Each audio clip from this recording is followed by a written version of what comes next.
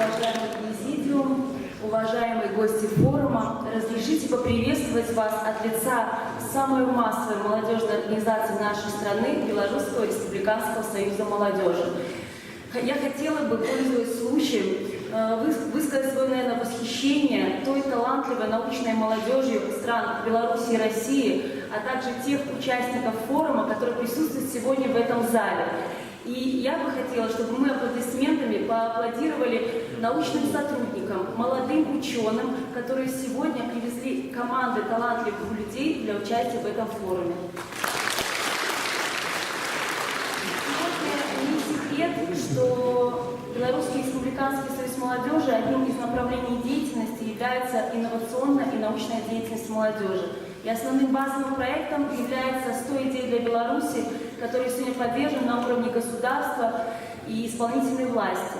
И сегодня очень здорово, что в рамках сотрудничества России и Беларуси поддержан уже на ином, более высоком уровне международный проект «100 идей для СНГ».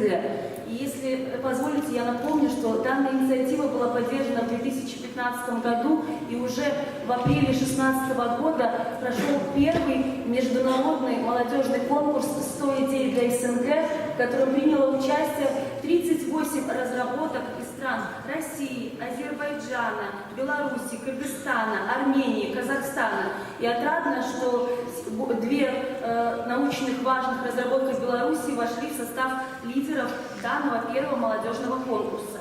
Хочу сказать также, что недавно, 29-30 июня, наши молодые авторы проекта «100 идей для Беларуси» приняли участие в 4-м форуме регионов России и Беларуси и презентовали свой новый проект «100 идей для союзного государства». Я считаю, это замечательная площадка для объединения, консолидации научной молодежи, студенческой молодежи двух стран для решения глобальных задач, одной из которых стоит сегодня задача данного форума. Я благодарю вас за внимание, желаю вам удачной работе форума и всего самого наилучшего.